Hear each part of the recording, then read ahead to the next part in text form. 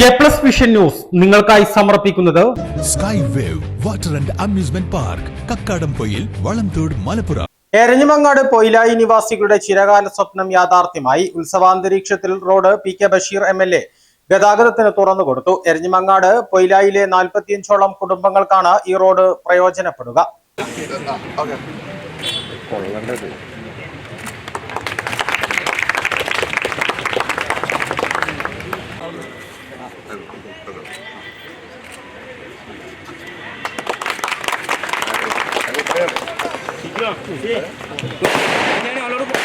P K. Basheer MLAയുടെ ആസ്തി വികസന ഫണ്ടിൽ നിന്നും നൽകിയ 27 ലക്ഷം രൂപ ചെലവഴിച്ചാണ് വനം വകുപ്പ് ഈ കോൺക്രീറ്റ് റോഡ് യാഥാർത്ഥ്യമാക്കിയത്. 540 മീറ്റർ നീളത്തിൽ 4.2 മീറ്റർ വീതിയിലാണ് റോഡ് നിർമ്മിച്ചത്. പതിറ്റാണ്ടുകളായി പ്രദേശവാസികൾ ഈ റോഡിനായി ശ്രമം തുടങ്ങിയിരുന്നു. പി.കെ. ബഷീർ MLA, വനം ചീഫ് ഫോറസ്റ്റ് കൺസർവേറ്റർ, DFO എന്നിവരുമായി നടത്തിയ ചർച്ചയിലാണ് വനം വകുപ്പ് പച്ചക്കൊടി കാണിച്ചത്.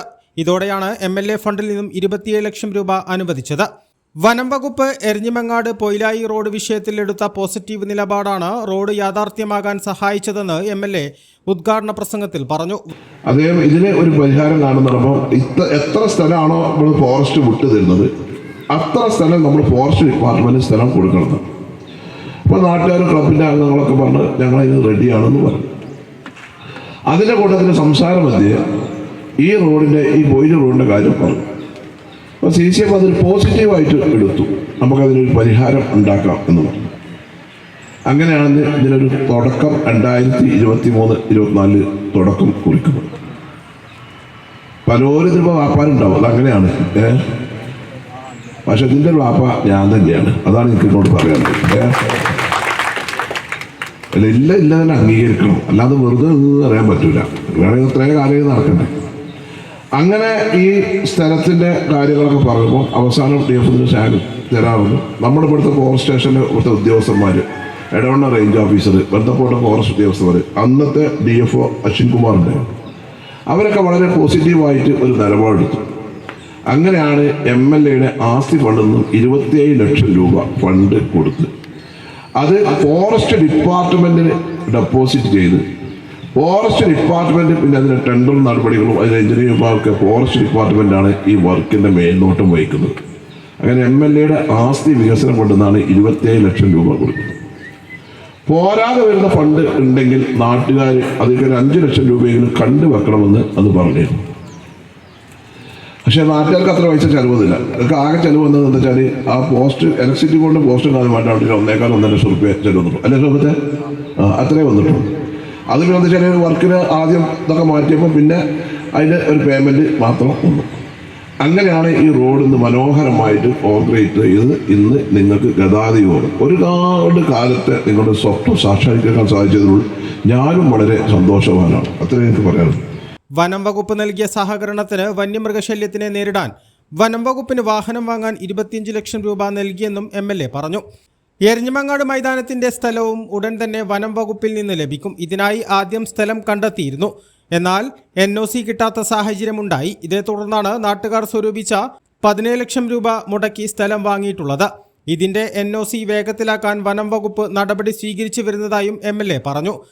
പിന്നെ ഈ ഗ്രൗണ്ടിന്റെ കാര്യം ഡിപ്പാർട്ട്മെന്റ് സാധിച്ച് നമ്മുടെ നാട്ടുകാരെ ഒരു മീറ്റിംഗ് എരഞ്ഞിമങ്ങാട് ഒരു 1 കൊല്ലം കൂടി. അന്ന് കൂടിയപ്പോൾ നാട്ടിൽ എല്ലാവരും അതിന് പണം കൊടുക്കാറുണ്ട്. അങ്ങനെ 17 ലക്ഷം രൂപയ്ക്ക് ആദ്യം ഒരു സ്ഥലം എടുക്കാൻ തീരുമാനിച്ചു. ആ സ്ഥലം എടുത്തു.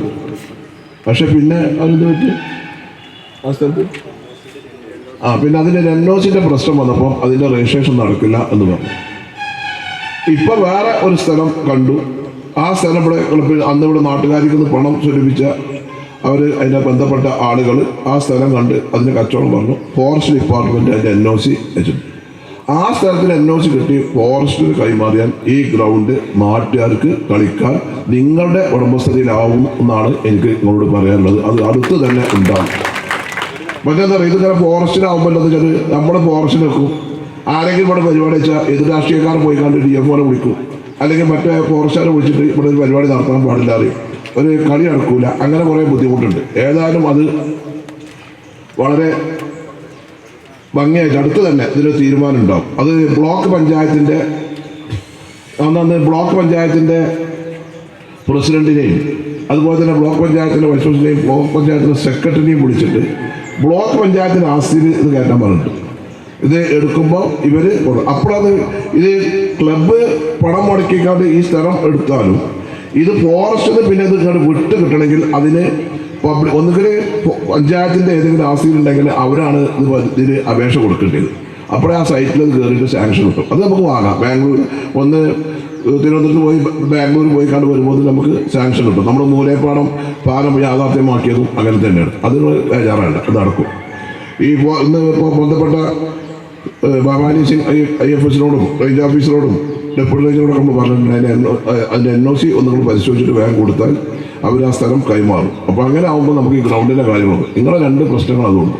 ചാലിയാർ ഗ്രാമപഞ്ചായത്ത് പ്രസിഡന്റ് അനുശ്രീ സുരേഷ് അധ്യക്ഷത വഹിച്ചു.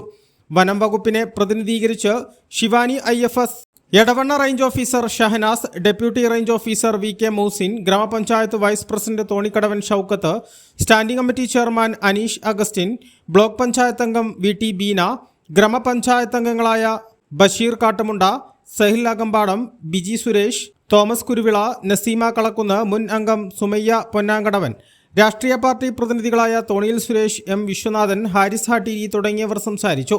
പ്രദേശവാസികൾ റോഡ് യാഥാർത്ഥ്യമാക്കിയ MLAയ്ക്കും വനം വകുപ്പ് ഉദ്യോഗസ്ഥർക്കും ഉപഹാരങ്ങൾ നൽകി തങ്ങളുടെ സന്തോഷം പങ്കിട്ടു. A+ vision, Chaliyar.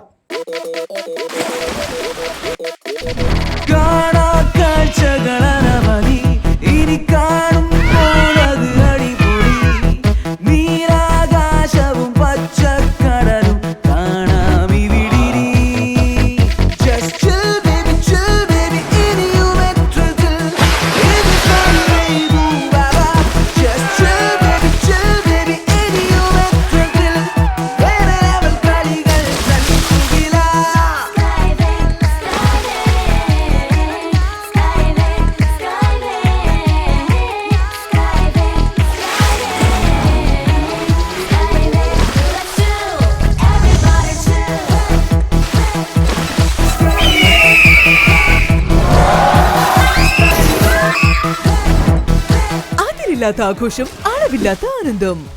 Skywave amusement park, Kakkadampoyil, Malappuram.